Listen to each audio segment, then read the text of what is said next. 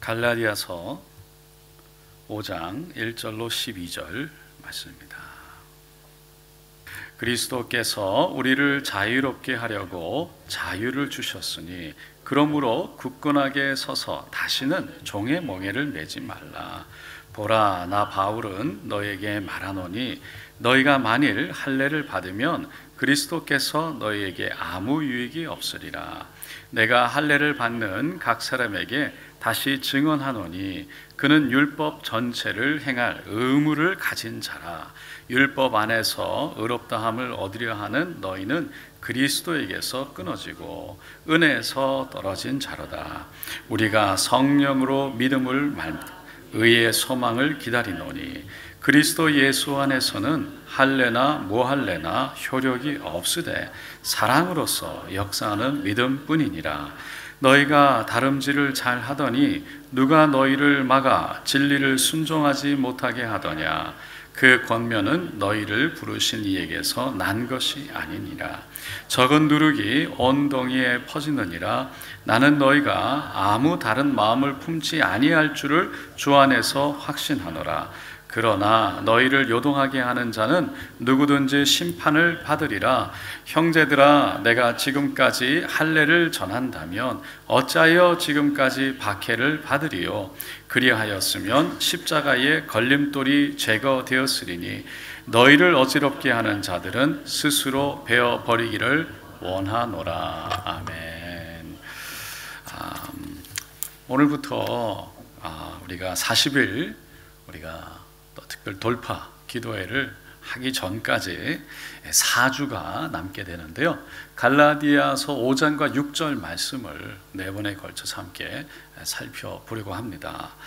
갈라디아서는 먼저 6장까지 있죠. 짧은 것 같지만 기독교 역사를 봤을 때는 엄청난 영향력을 끼쳤던 서신입니다. 마틴 루터가 오직 믿음으로라는 이 신학을 세우는데 가장 큰 역할을 한 책 중에 하나, 또 가장 큰 역할을 했다고 말해도 과언이 아닐 만큼 중요한 책입니다. 로마서의 성경에서 복음을 가장 잘 설명하는 책을 꼽으라고 그러면 로마서를 꼽죠. 이 갈라디아서는 이 로마서를 아주 줄여서 엑기스만 뽑아냈다고 말할 수가 있습니다. 그래서 별명이 작은 로마서입니다.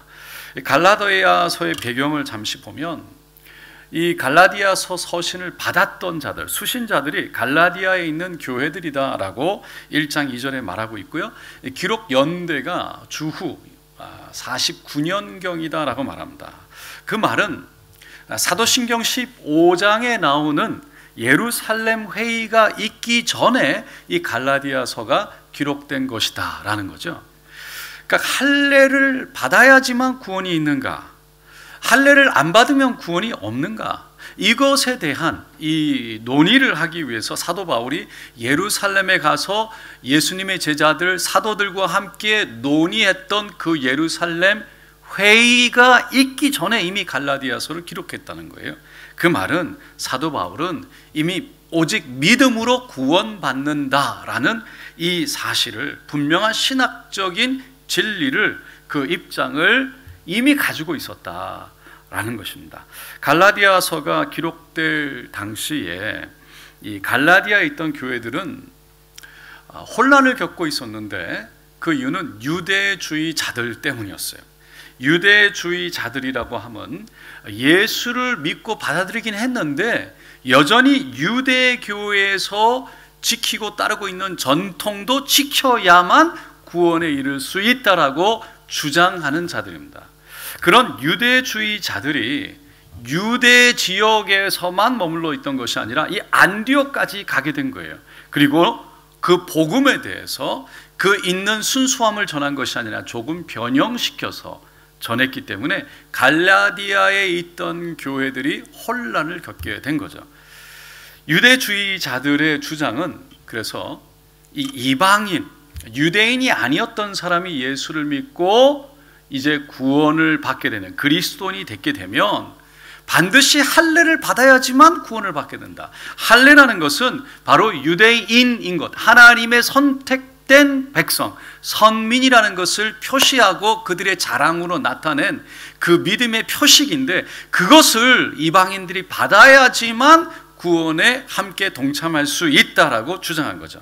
그러니까 유대인이 지키던 그 외의 음식법, 또 절기, 정결의식, 이런 여러 가지 율법을 준수하고 유대인들의 생활 방식을 따라야 온전히 이스라엘 백성, 그러니까 하나님의 백성이 될 수 있다라고 그들은 주장한 겁니다. 그리고 사도 바울의 무엇보다 사도권을 인정하지 않았어요. 그가 조금 전했던 그 복음에 대해서 결국 신뢰성에 대한 의문을 제기함으로써 결국 사도 바울이 전한 온전한 복음에 대해서 헷갈리게 하고 미혹되게 한 거죠. 그리고 앞에서 말씀드렸던 대로 사도행전 15장에 나오는 것처럼 사도 바울이 이 예루살렘에 올라가서 다른 제자들, 또 예수님의 제자들, 사도들과 함께 모임을 갖고 결국은 결론적으로 이방인들에게 유대인의 전통, 풍습의 짐을 지우지 않는 것으로 결론을 내렸던 것에 대해서 결국은 사도 바울이 사도행전에서 얘기했던 것을 결국 이 갈라디아서를 통해서 우리는 다시 한번 확인할 수 있고 또 우리가 깨닫게 되는 겁니다. 이 갈라디아서를 쓴 목적이 두 가지인데, 하나는 사도 바울의 사도권을 변호하고 그가 전한 복음에 대해서 잘 세워서 갈라디아 교회, 갈라디아에 있던 교회 성도들을 제대로 세우는 것이었습니다. 갈라디아서 1장 1절에 보면 우리가 읽지는 않았지만 이렇게 스스로 자기가 고백을 하죠. 사람들에게서 난 것도 아니요 사람으로 말미암은 것도 아니요 오직 예수 그리스도와 그를 죽은 자 가운데 살리신 하나님 아버지로 말미암아 사도된 바울은이라고 말하고 있어요. 그러니까 사도 바울은 사실 예수님을 본 적이 없죠. 직접 배운 적도 없습니다. 그래서 사도라고 불리운다는 것, 사도라고 칭한다는 것, 그 당시에 많은 사람들이 그 부분에 대해서 의문을 제기했던 겁니다. 하지만 사도 바울은 우리가 아는 것처럼 다메섹에 가던 도중에, 예수를 믿는 사람들을 핍박하기 위해 가던 도중에 정말 빛 가운데 임하신 예수님을 만나고 예수님의 음성을 직접 들으면서 엄청난 회심의 변화를 경험하게 되죠. 그리고 예수님에게 결국은 이방인을 위해서, 그 이방인을 구원으로 인도하기 위해서 특별한 부름받은 그 하나님의 부르심을 받게 되는 거죠.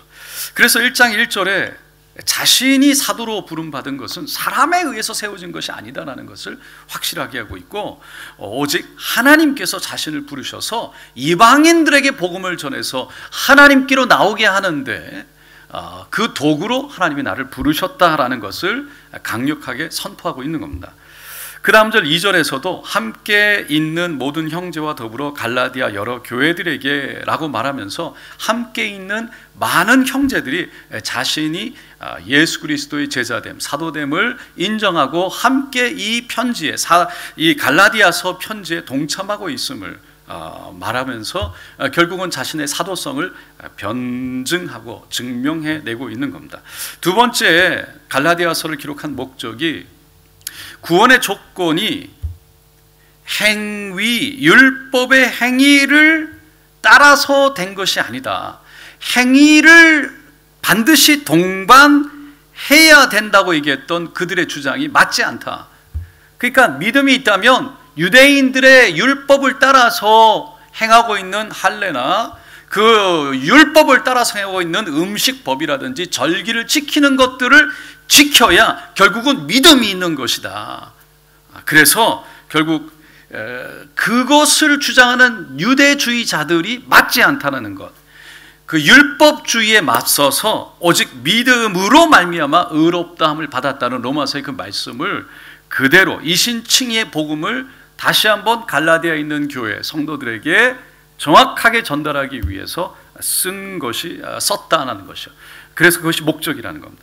이것을 사도 바울이요 2장 16절에 정확하게 표현했어요. 기록했어요. 사람이 의롭게 되는 것은 율법의 행위로 말미암음이 아니요 오직 예수 그리스도를 받음으로 말미암는 줄로 줄 알므로 우리도 그리스도 예수를 믿나니 이는 우리가 율법의 행위로서가 아니고 그리스도를 믿음으로써 의롭다함을 얻으려 함이라.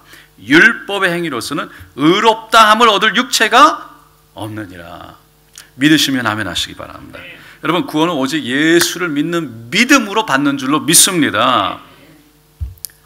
그러면 우리가 지금 여기에 살펴보는 갈라디아서, 오늘 사도 바울이 말하고 있는 갈라디아서와 우리가 지난번에 함께 살펴보았던 이 야고보서, 믿음은 야고보서와 이게 좀 충돌이 일어나는 것 같고 좀 헷갈리는 것 같고 이게 맞지 않는 것 같은 그런 생각이 들죠. 왜냐하면 야고보서 2장 17절에 우리가 보았던 것처럼 이와 같이 행함이 없는 믿음은 그 자체가 죽은 것이라. 우리가 잘 기억하죠. 그리고 그 다음 절 18절에 어떤 사람은 말하기를 너는 믿음이 있고 나는 행함이 있으니 행함이 없는데 너 믿음을 내게 보이라. 나는 행함으로 내 믿음을 내게 보이리라 하리라. 결국 믿음이 있다고 말하지만 행함이 없는데 그게 어떻게 살아있는 믿음이냐, 죽은 믿음이 아니냐. 나는 믿음을 보이라고 하면 나의 행함을 보여주겠다라고 사도 야고보가 이 행함의 중요성에 대해서 엄청 강조하며 강력하게 말했죠. 이 부분을 가지고 우리가 조금만 잘못 이해하면 서로 두 가지를 같이 가지고 행위가 있어야지만 구원을 받을 수 있다고 주장할 수도 있는 것이고, 조금만 잘못 이해하면 행위가 필요한 것이 아니라 믿음만 있으면 구원받을 수 있다고 주장할 수도 있다는 거죠. 그러니까 신학적으로 잘못 이해할 수 있는, 그래서 매우 중요한 부분인 거죠. 여러분, 구원은 오직 믿음으로 받는 것이 맞는 줄로 믿습니다. 근데 이 믿음을 말할 때 여러분 한번 생각해 보세요. 믿음이 있고 없고를 결국 우리가 그 측정하는 것을 행위로 측정할 때가 많죠. 근데 그 행위가 어디까지 행위가 믿음이 있는 거고 어디까지 행위가 믿음이 없는 걸까요? 어느 정도 해야 되나요? 믿음이 없고 있고 없고를 사실 누가 결정하는 걸까요? 그러니까 그 행위가 믿음이 있는 거다, 그 행위가 믿음이 없는 거다, 누가 결정하는 걸까요? 목사가 결정하면 될까요? 목사가 결정하는 그 정도가 정확한 기준이 될까요? 설거지를 하면 믿음이 있고 설거지를 하지 않으면 믿음이 없는 건가요? 기도회를 나오면 믿음이 있고 기도회를 나오지 않으면 믿음이 없는 걸까요? 물론 기본적으로 주일날 하나님 앞에 예배를 드리는 것이 어느 정도 믿음이 있다고 말할 수 있겠죠. 그런데 중요한 것은 주일 예배를 나오는 행위만 보고 그 사람이 구원받았다고 말할 수 있을까요? 또 다른 문제예요.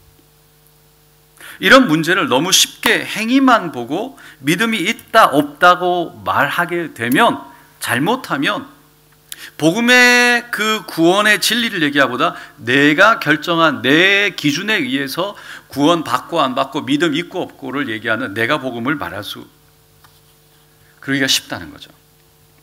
물론 그렇지만 믿음이 있다고 자기가 말하면서 전혀 행위가 따라오지 않는다면 주위 사람들이 봤을 때 그 믿음에 대한 신빙성을 분명히 갖지는 않을 거예요. 그래서 반드시 믿음에는 행위가 따르는 것이 맞지만 그 행위가 어떠해야 된다고 너무 쉽게 결정 내려서 다른 사람들을 자기가 내린 그 결정 기준에 비춰서 믿음이 있고 없고를 정죄하고 판단하는 것에 대해서는 조심해야 되는 거예요. 다시 말해서 행위를 곧 구원으로 연결시켜서 말하면 잘못하면 이단적인 가르침이 될 수 있고요, 구원은 오직 믿음으로 받는 것이라고 말하면서 믿음의 행위를 전면 부인하는 것도, 행위가 전면 필요 없다고 말하는 것도 또한 이단적인 가르침이 되기가 쉬운 거죠. 그래서 구원은 반드시 믿음으로 받는 것이고 그 믿음에는 행위가 따라오지만 그 행위만 바라보면서 믿음에 있고 없고 구원을 받고 안 받고를 얘기할 수는 없다라는 것이죠.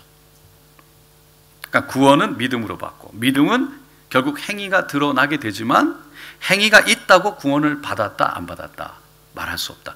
A 이꼴 B인데 B 이꼴 C까지는 맞는데 C가 A는 아니다. 할렐루야. 그래서 이 진리를 얘기할 때 뭔가 속 시원하지 않는, 근데 이단들은 이거를 갖다가 너무 속 시원하게 얘기를 해버리기 때문에 뭐 딱딱 맞아 떨어지는 것 같은 느낌이 들기도 하고, 정제되어지고, 교회를 정제하고 자기들만 맞다고 얘기하는, 이렇게 해야지만, 이렇게 해야지만 맞다고 얘기하는 것이 얘기가 되어질 때 이단으로 빠지기가 쉬운 거죠. 그러면 오늘 본문 말씀으로 들어갑니다. 여러분, 자유의 귀중함을 경험해 보신 적이 있습니까? 정말 자유의 귀중함을 느끼기 위해서는 어떤 곳에 속박당해 봤을 때 내가 뭔가 하고 싶은데 하지 못할 때 이 자유의 귀중함을 느끼죠.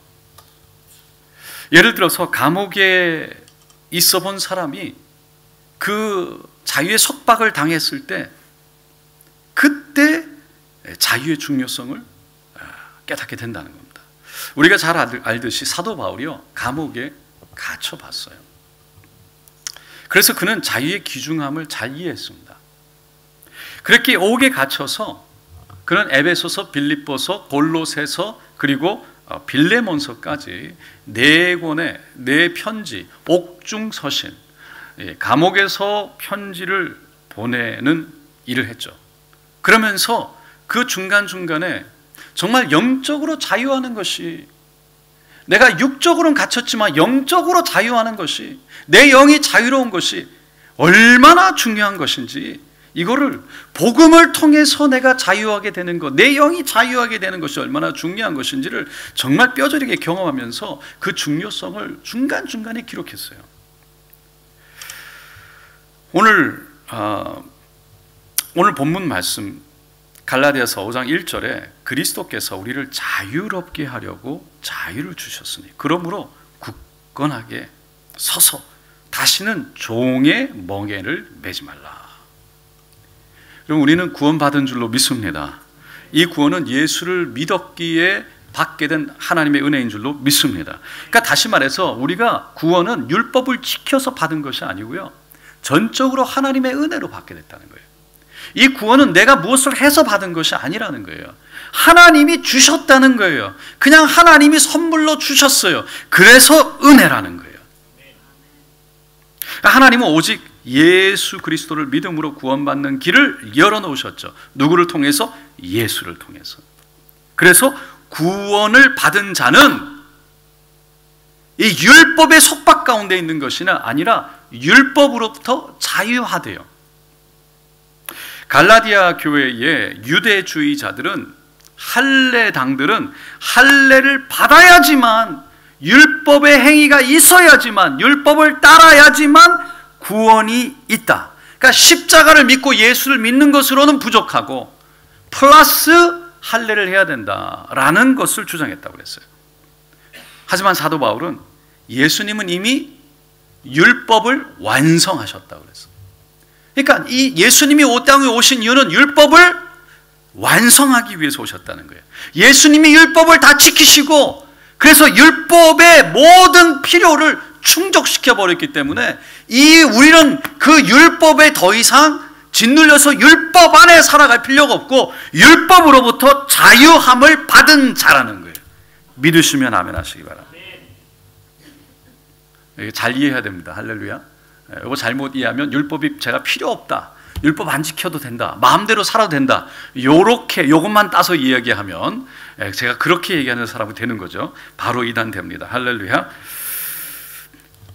아멘. 그러니까 예수 안에서 율법, 결국은 할례나 무할례나 상관없이 다 자유하다. 이미 예수를 통해서 오직 우리는 구원받았다. 그것을 6절에 그리스도 예수 안에서는 할례나 무할례나 효력이 없으되, 상관이 없으되, 아무런 효력이 없으되 사랑으로서 역사하는 믿음뿐이니라. 하나님의 사랑, 하나님의 은혜로 주신 믿음, 내가 믿은 것이 아니라 하나님이 먼저 사랑해 주시고 하나님이 먼저 찾아오신 그 사랑, 그래서 내가 믿으려고 믿은 것이 아니라 하나님이 주셔서 믿음 갖게 하신 그 은혜밖에 없다는 거죠. 할렐루야. 그래서 10절에 나는 너희가 아무 다른 마음 품지 아니할 줄을 주 안에서 확신하노라. 그러나 너희를 요동하게 하는 자는 누구든지 심판을 받으리라. 이 가르침에서 다른 가르침, 서로 정죄하게 하고 혼란스럽게 하는 것, 그래서 서로 율법에 비추어서 손가락질하고 서로 정죄해서 혼란스럽게 하는 사람은 누구라도 심판을 받게 될 것이다. 왜? 복음에서 벗어나기 때문에. 오직 예수를 통해서만 구원이 있다는 말씀은 사도 바울 진리의 말씀, 하나님 말씀만 얘기하는 것이 아니고요, 이 말씀을 통해서 역사적으로 존 칼빈도 매우 귀중하게 여겼어요. 존 칼빈에 대해서 우리는 잘 들어봤죠. 그 아버지는 공증을 하는 사람이었어요. 공증. 어머니는 여관을 운영하는 사람의 딸이었는데 신앙이 좋았대요. 그래서 칼빈은 어렸을 때부터 이미 사제가, 그때는 카톨릭밖에 없으니까 사제가 되기로 결정되어져서 좋은 집안의 자녀들과 함께 공부하고 언어를 배우고 성경을 배웠대요. 대학에 가서 라틴어를 배우게 되고요, 또 성경 개혁을 했던 사람들만 배웠던 이 헬라어까지 배웠죠. 법학을 공부하고 있었는데 그는 사제가 되어지기로 이미 결정되어진 운명이었어요. 왜냐하면 장학금까지 받고 있었기 때문이죠. 근데 그땐 그냥 카톨릭밖에 없는, 그야말로 하나님을 믿는다는 것은 신교, 기독교가 없었기 때문에, 기독교라는 자체가 없었기 때문에 그냥 기독교라 그러면 카톨릭 그 자체였죠. 그런데 그 카톨릭에서 우리가 지금 말하는 기독교, 개신교로 다시 말해서 예수를 만나게 되는 거예요. 회심을 하게 되죠. 그러면서 그가 친했던 사람의 아버지가 귀영 콥이라는 사람인데, 이 사람이 소르본드 대학의 총장으로 취임을 합니다. 그때 총장으로 취임하면서 취임문을 칼빈이 적어줘요. 그 연설문을 읽자마자 엄청난 파동이 일어나고요, 이 귀영 콥이는 그 길로 도망을 가게 됩니다. 왜냐하면 거기에는 개신교적, 지금 우리가 믿는 우리가 기독교인이라고 말하는 교회, 우리가 말하는 이 신학적인 그 믿음으로 구원받는다는 이 사상이, 이 색깔이 너무나도 많이 들어가 있었기 때문이죠. 그래서 자기와 함께 이 어떤 기독교의 역사, 개혁을 일으키려고 동력을 하려고 했던 이 귀용 코비가 도망을 가게 되니까 자신도 어쩔 수 없이 파리에 남아있을 수 없고 도망을 갑니다. 카텐을 열어봤을 때 경찰이 와 있는 것을 보고 카텐 줄을 내려서 타고 내려가서 결국 도망을 가게 되는데, 그때 그의 나이가 24살이었다고 합니다. 앙골렘이라는 곳에 도망가서 집에 2년 동안 칩거하면서 그가 그 유명한 기독교 강요라는 책의 원본을 쓰게 되는데, 그 과정 속에 그 중에 그러면서 어떤 사건이 일어나는데 복음을 전했던, 결국은 개신교의 개혁을 일으키는, 복음을 듣고 그 진리를 붙잡고 그것을 대잡으로 만들어서 막 아무데나 붙여놓은 일 때문에 결국은 그 개신교라는 혁신을 일으키고자 하는, 진리 복음을 따르고자 하는 사람들이요 잡혀서 핍박을 받고 죽임까지 당하는 일들이 일어나요. 그래서 많은 사람들이 다시 도망을 가는데 주로 스위스와 독일로 도망을 갑니다. 그래서 칼빈도 스트라스부르라는 프랑스 사람들이 많은 그곳에 개신교들이 많이 있었는데, 그들을 돕기 위해서 가던 도중에 제네바를 거쳐서 가다가 20살이나 많은 사람, 파렐이라는 사람을 만나서 결국은 정말 가까워지고 친구가 되면서 이 종교 개혁에 대한 어떤 꿈을 품게 되죠. 그는 종교 개혁자였는데, 진리를 아는 자였고 복음을 아는 자였는데, 너가 조용히 너를 위해서 도망가는 것, 그것은 하나님의 뜻이 아니다라고 도전을 주면서 그가 결국 제네바에서 그 음성을 하나님 말씀으로 받아들여서 목회를 하기 시작됩니다. 목회를 하면서 처음 출발한 출판한 책이 바로 그가 집필하고 있었던 기독교 강요라는 책입니다. 어쨌든 그 책의 내용은 뭐 특별하게 얘기를 하지 않겠지만 마지막 6장에 보면 성도의 자유에 대한 부분을 얘기를 하는데, 칼빈은 성도들에게 자유는 양심의 자유다라고 얘기를 해요. 그리고 그 자유에는 책임이 따라온다라고 얘기합니다. 우리에게는 자유와 함께 양심이 주어졌는데 그 양심을 통해서 주시는 하나님의 음성을 들을 건지 안 들을 건지에 대한 결정 또한 우리에게 자유로 맡겨졌다는 거예요. 그리고 그것에 대한 책임은 전적으로 우리에게 있다는 거죠. 그래서 오늘 본문 말씀을 보면 이 3절에 내가 할례를 받는 각 사람에게 다시 증언하노니 그는 율법 전체를 행할 의무를 가진 자라라고 그랬어요. 그러니까 우리가 율법을 행할 의무가 있는 것처럼 우리가 분명히 자유한데 그 자유함에 대해서 우리가 선택하는 것에 대한 이 의무가 따라오게 되어 있다라는 거죠. 이것을 사도 바울은 로마서에 보면 2장 14절 15절에 우리 안에 이 양심이 있다는 것을 이렇게 말해요. 율법 없는 이방인이 본성으로 율법의 일을 행할 때에는 그 사람은 율법이 없어도 자기가 자기에게 율법이 되나니 이런 이들은 그 양심이 증거가 돼요. 그 생각들이 서로 혹은 고발하며 혹은 변명하며 그 마음에 새긴 율법의 행위를 나타내느니라. 결국은 내 안에 율법의 양심이 내 안에서 여러 가지로 나타내는데 막 싸우게 되는데 그 양심의 음성을 내가 듣고 할 거냐 안 할 거냐, 이거는 나에게 어떤 있는 자유인데 그 자유의 결정이 결국은 행위로 나타날 수밖에 없다는 것을 얘기하고 있죠. 그러니까 교회에서, 직장에서, 가정에서, 학교에서 여러 가지 우리가 마음껏 선택할 수 있는 자유가 있는데 그 자유를 어떻게 사용할 것인가는 결국 우리에게 달려있고 그것에 대한 책임도 결국은 우리가 져야 할 문제라는 거죠. 여러분, 우리에게 그러면 주어진 이 자유는 어떤 자유를 말하냐면 사도 바울은 예수를 통해서 주어진 모든 것으로부터 율법으로부터의 자유를 말하는 것이잖아요. 할렐루야. 그러니까 율법에서는 이걸 해야 된다 하지 말아야 된다는 자유가 있다는 거예요. 그것을 말한다고 그러는 거죠. 그런데 그 자유라는 것은 그 율법으로부터 자유하대요. 근데 우리가 그 자유에 대해서 생각해 볼 때 이 자유가 어디서부터 왔는가? 제가 말씀드렸지만 결국은 예수를 통해서라고 그랬어요. 하나님을 통해서 온 줄로 믿습니다. 그러니까 우리에게 주어진 자유라는 것은 하나님을 통해서 왔기 때문에, 하나님이 주신 자유이기 때문에 우리가 누릴 수 있는 자유가 아니라 하나님이 주신 자유이기 때문에 하나님 안에서 누리는 자유여야 된다는 거예요. 하나님 안에서 누릴 때 진정한 자유가 된다는 거예요. 왜? 그 자유의 뿌리는 하나님이시기 때문에. 그래서 사도 바울이 그것을 이렇게 설명했어요. 모든 것이 가하다는 거예요. 모든 것을 할 수 있다는 거예요. 그러나 모든 것이 다 덕을 세우는 것은 아니다라고 그랬어요. 모든 것을 할 수 있는 자유가 있지만 모든 것이 다 하나님의 영광, 하나님의 은혜, 하나님의 사랑, 하나님의 덕을 드러내는 것도 아니라는 것이죠. 나의 덕을, 그 믿는 사람으로서의 덕을 드러내는 것도 아니라는 거예요.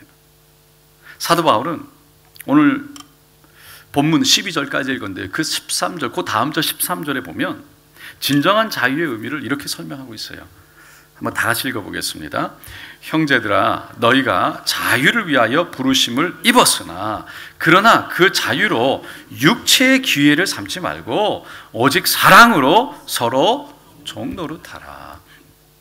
그러니까 하나님이 우리에게 주신 자유, 이 자유를 주신 이유가 우리 마음대로 육체가 원하는 대로 사는 데 있는 것이 아니라 사랑으로 서로를 섬기라고 주신 자유라는 거예요. 내 육체는 나만을 위하죠. 내 배만 위하는 거예요. 나만 잘 먹고 잘 살기를 바라는 게 내 육체예요. 그러고 싶었죠. 하지만 하나님이 주신 자유는 우리 주위를 돌아보고 다른 사람들을 위해서 사랑하는 것을 위해 섬기는데 그 자유를 사용하라고 주셨다라는 거예요. 여러분, 예수님은 우리에게 새 계명을 주신 줄로 믿습니다. 그것은 하나님을 사랑하는 것이고 이웃을 사랑하는 거라는 거죠. 그리고 예수님께서 율법을 완성하러 오셨는데 그것마저 이미 완성하셔서 다 이루셨는데 그 율법으로부터 자유한데 결국은 율법에 묶여서 내 뜻대로 율법에서 벗어나 내 뜻대로 내가 원하는 대로 육체가 원하는 대로 살아가는 것이 진정한 자유가 아니라 진정한 자유는 하나님의 사랑을 받은 만큼 그 사랑을 경험한 사람이 결국은 진정한 내 자유의지로서 그 하나님의 사랑이 무엇인지를 전하게 되고 그리고 그 하나님의 사랑을 내가 아는 믿음으로 결국은 내가 그것을 선택하고 행하는 믿음의 행위를 통해서 내 안에 있는 사랑을 드러내고 나타내는 것이다 라는 거죠. 그것을 통해 하나님은 그런 믿음을 통해서 구원에 이르기를 원하신다는 거예요. 사랑하는 성도 여러분, 분명히 우리는 예수 안에서 자유한 줄로 믿습니다. 그 자유는 은혜입니다. 하지만 그 자유의 은혜가 무엇인지를, 그 은혜가 어떤 은혜인지를 아는 자만이 믿음의 행위를 온전케 이룰 수 있는 줄로 믿습니다. 우리가 함께 결국 서로 사랑함으로 우리 안에 있는 믿음을 온전하게 세워서 구원으로 또 믿음으로 그리고 진정한 자유함으로 하나님의 진정한 자유함 속에 그 기쁨과 감사를 누리는 저와 여러분 되시기를 예수님의 이름으로 축원드립니다.